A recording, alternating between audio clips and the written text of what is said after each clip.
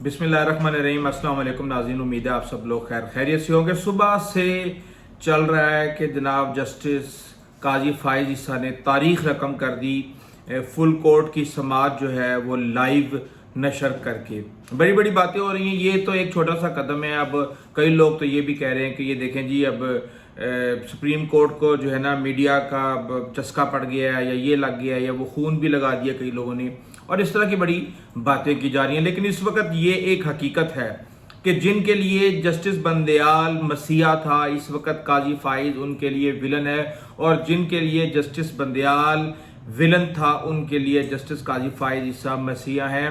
ये डिवाइड तकसीम जो है ये पहले ही कायम हो चुकी है और ये भी रहेगी। ये सियासी वाबस्तगियों के साथ जब किसी की लाइक और डिसलाइक होती है तो वो इसी तरह ही जारी रहती है। अब लोगों को याद आएगा कि जी वो सरीना विलियम्स के असासे, वो उसके असासे रसीदें नहीं दे सके, फला नहीं दे सके, ढिमका नहीं दे सके, और हालांकि हकीकत कुछ और थी। उस वक्त एस्टैब्लिशमेंट भी खिलाफ थी, हुकूमत भी खिलाफ थी, और साथ ही जजेस ने भी बिल्कुल भी जस्टिस काजी फ़ाइज़ ईसा के साथ ताउन नहीं किया। लेकिन इस वक्त हकीकत जो है वो ये है कि चैलेंजेस बहुत ज़्यादा आ चुके हैं काजी फ़ाइज़ ईसा के सामने। असल चीज़ ये है कि सिर्फ बातें करने से काम नहीं होगा। क्या जस्टिस काजी फ़ाइज़ ईसा सिर्फ एक फुल कोर्ट की समाअत करके, पहली ही समाअत के अंदर उसको निमटा के, और उसकी 3 अक्टूबर की उसकी पेशी दे दी उन्होंने। जो जजेस दो बैठे हुए थे, सीनियर तरीन जस्टिस जाजुल हसन और जस्टिस सरदार शौकत, उनको उन्होंने अपने साथ रख लिया और उन्होंने कहा जी कि हम कंसल्टेशन के साथ इसको मामले को हल करते हैं। और जो बार की थी दरख्वास्त थी फुल कोर्ट की, वो उन्होंने एक्सेप्ट भी कर ली और उसके बाद उसको निमटा भी दिया। और अभी ये फैसला आएगा, कैसे आएगा, किस तरह आएगा, ये एक लंबी हकीकत है। लेकिन इस वक्त चैलेंजेस बहुत हैं। सबसे बड़ा चैलेंज ये है मेरी नज़र में कि क्या चीफ जस्टिस मीडिया की आज़ादी को मद्देनज़र रखते हुए किसी भी तरीके से इमरान रियाज का खोज लगवाने में कामयाब हो जाएंगे?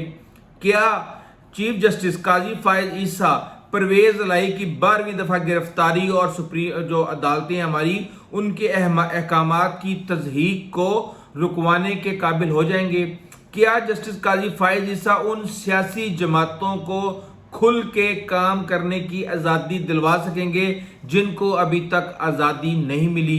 क्या जस्टिस काजी फ़ाइज़ ईसा सियासी इंतकाम वाले केसेस जो के सामने नज़र आ रहे हैं काफ़ी, चाहे वो उनके दुश्मनों के हों, चाहे वो उनके सपोर्टरों के हों, क्या उसे वो किसी भी मंतकी इंजाम तक पहुँचाने में किसी भी नतीजे पे पहुँच पाएंगे या नहीं पहुँच पाएंगे? इदारे एक दूसरे के हदूद में मुदाखलत करते हैं। सुप्रीम कोर्ट किसी की चीफ जस्टिस जाके जो है अस्पताल चेक करना शुरू कर देते हैं, कोई और जस्टिस जो है वो जाके कहीं और जाके चीफ जो है कोई और काम करना शुरू कर देते हैं। तो जो इदारों की एक दूसरे के हदूद में मुदाखलत है, क्या ये मुदाखलत ख़त्म कर पाएंगे? ये तो टेस्ट केसेस सामने आएंगे तो पता चलेगा। क्या अरशद शरीफ के केस का कभी फैसला हो पाएगा? ये भी जो है वक्त बताएगा। और आम आदमी के केसेस पे कितनी जल्दी फैसला आता है, और 57,000 केसेस जो जस्टिस साहब के सामने हैं उनके ऊपर क्या अपडेट आती है, ये सारे का सारा वक्त बताएगा। यहाँ पे मैदान भी है और घोड़ा भी है। आज तो पहला दिन था, घोड़े ने बड़ा हिसाब किताब लगा के बता दिया कि ऐसे भी हो सकता है, और उसके ऊपर भी बड़ी तनकीद हुई। बड़े लोगों ने तनकीद की कि जी जस्टिस काजी फ़ाइज़ ईसा एक्सपोज हो गए, जस्टिस काजी फ़ाइज़ ईसा के सामने इख्तलाफ आ गया, उसने फला कह दिया, उसने ढमका कह दिया। मेरे ख्याल से ये एक छोटा दिमाग है और इन लोगों को सुन के आपका दिमाग भी छोटा हो जाएगा। इसलिए सोच को बड़ा करें, कम से कम इस बात पे तो अप्रिशिएट करें कि उन्होंने अपने आप को मीडिया के सामने पेश किया। उनको अपनी कमजोरियां भी पता है, उनको अपनी ताकत भी पता है, और सब कुछ लोगों के सामने आ गया। ये छोटी छोटी बातें कि तेरी नाक छोटी है और तेरी आंख छोटी है और तेरे बाल नहीं है और तू गंजा है और फलाया ढमका, बिल्कुल आउट ऑफ द कॉन्टेक्स्ट बातें हैं सारी। इनके ऊपर फोकस नहीं करना, आपने कानूनी नुक्तों पे देखना है, और कानूनी नुक्तों के ऊपर आपने देखना है कि क्या वाकई इंसाफ होता हुआ नजर आ रहा है, या इंसाफ हो भी रहा है या नहीं हो रहा है, या सिर्फ और सिर्फ नजर आ रहा है। बहरहाल इस तरह की काफ़ी चीज़ें जो हैं आने वाले दिनों में उम्मीद है कि सामने आएंगी और चीज़ें बेहतर होंगी। उर्दू के अंदर जो है प्रेस रिलीजें आना शुरू हो गई हैं, समातें उर्दू में शुरू हो गई हैं, और भी बहुत सी ऐसी चीज़ें हैं जो कि वक्त के साथ, जाहिर सी बात है चीफ बदले हैं तो मामलात भी बदलेंगे और चीज़ें जो हैं वो वक्त के साथ साथ बेहतर होने की तवक्को है, और हमें पॉजिटिव रखना चाहिए, क्योंकि अगर हम नेगेटिव हो जाएंगे तो जो थोड़ी बहुत उम्मीद है चीज़ों के सही होने की वो भी ख़त्म हो जाएगी, और जहां उम्मीद ख़त्म हो जाए वहां बेहतरी के बिल्कुल भी कोई चांसेस नहीं होते। मैंने आपको बता दिया कि किस तरीके से सारी समाअत हुई, किस तरीके से 3 तारीख यानी 3 अक्टूबर का वक्त दिया गया। पहले चीफ साहब ने राइट साइड पे अपने देखा जस्टिस जो सीनियर तरीन उनके जज हैं, और उन्होंने कहा जी मैं 2 तारीख को अवेलेबल हूँ। उसके बाद उन्होंने लेफ्ट साइड पे देखा जनाब जस्टिस एजाजुल हसन को, जो उनके बाद सीनियर हैं, और उसके बाद जो है उन्होंने बता दिया। एक चीज़ मुझे थोड़ी सी डिफरेंट लगी है, वो मैं आपको ज़रूर बताना चाहूँगा कि जो हम ख्याल जजेस थे उनके ख्यालात भी बदल रहे हैं और वो फिर दोबारा से हम ख्याल हो रहे हैं। उसके अंदर मैंने ये देखा कि जस्टिस काजी फाइज ईसा ने अपने लेफ्ट साइड पे बैठे हुए जस्टिस एजाजुल एहसन से पूछा कि ये कैसे लिखा जाएगा। इससे ये बात तो मुझे थोड़ी सी समझ आई कि क्यों जस्टिस साकिब निसार, क्यों जस्टिस अता बंदियाल और उसके अलावा दीगर जजेस ने, इवन आप ये देखें कि जस्टिस इन लोगों ने क्यों इनको हमेशा अपने बेंच में रखा। यकीनन उनसे पूछने का मकसद ये था कि वो उनको उस चीज के अंदर फैसला लिखवाने के अंदर और इन मामलात के अंदर शायद उनको वो अथॉरिटी समझते हैं, इसलिए उन्होंने कैमरे के सामने उनसे पूछा कि इसको कैसे लिखेंगे, और उनसे पूछ के उन्होंने बताया कि आप इसको, मैं अपने ऊपर लेता हूं, आप इसको ऐसे लिख लें। तो जाहिर सी बात है वो हम ख्याल जजीज वाले मामलात जो हैं वो आपके वक्त के साथ साथ बदलते रहते हैं, ख्यालात भी बदलते रहते हैं, इंटरेस्ट भी बदलते रहते हैं, मामलात भी बदलते रहते हैं। तो वो बहरहाल वो मामलात बदल गए हैं। लेकिन एक बड़ी स्टोरी का अगर मैं आपके सामने जिक्र ना करूं तो ज्यादती होगी।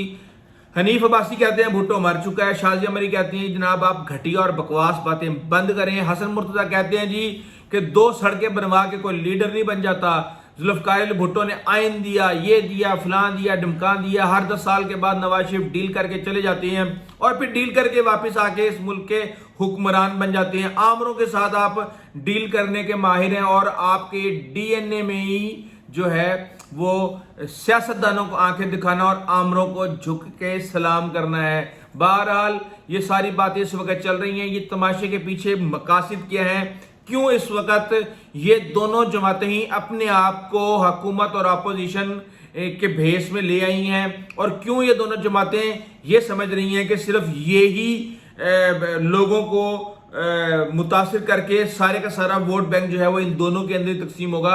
हालांकि जो बड़ा मगरमच्छ है वो तो जेल में बैठा हुआ है, जो अपने बयानी से चाहे वो गलत है या सही है, अवाम की एक बहुत बड़ी मेजॉरिटी को अपनी तरफ रागिब कर चुका है।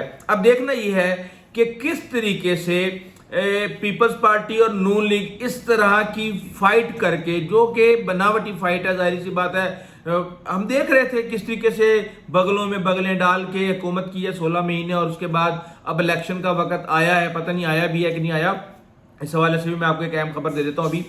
तो इन्होंने एक दूसरे के ऊपर लफ्जी गोलाबारी शुरू कर दिया, लोगों को डिट्रैक्ट करना शुरू कर दिया और ड्रामेबाजी शुरू कर दी है। हल्का बंदियों के बारे में आपको बता दूं कि जनाब 26 सितंबर तक इलेक्शन कमीशन ने हल्का बंदी की जो कमेटियां हैं उनको अपना काम हर सूरत कंप्लीट करने का हुक्म दे दिया है। और इससे पहले हमने ये देखा था कि वो डेट जो थी वो 30 नवंबर की थी और ये दिसंबर में जाके इस काम ने कंप्लीट होना था। 14 दिसंबर जो है रखा गया था। तो अब उस हवाले से अब आप ये देख लें कि 1.5 महीना कम करने का मतलब ये है कि फरवरी में इलेक्शन के मामलात जो हैं वो किसी ना किसी इंजाम तक पहुंचते हुए नजर आ रहे हैं, और इसीलिए ये हुक्म दिया गया। अब देखते हैं कि 26 सितंबर ये आ गया सामने आपके 26 सितंबर। तो अगर ये हल्का बंदियों की सारी रिपोर्ट्स बन जाती हैं और उसके बाद वो पब्लिश भी हो जाती हैं 30 सितंबर तक, तो ये एक बहुत बड़ी अचीवमेंट होगी और उसके बाद जो है वो इलेक्शन हमें नजर आ जाएंगे। लेकिन एक चीज अगर मैं उसका जिक्र ना करूं कि आरिफ अलवी عارف علوی کی مجبوری تھی، حلف لینا تھا انہوں نے حلف لیا، لیکن آپ یہ دیکھیں کہ آپ عارف علوی کے تمام اقدامات کو آپ اٹھا کے دیکھ لیں، وہ ایک کمزور صدر ثابت ہوئے ہیں۔ انہوں نے صحیح اور غلط کا فرق بالکل ختم کرتے ہوئے ہدایات لی ہیں اور ہدایات کے اوپر انہوں نے عمل کیا ہے۔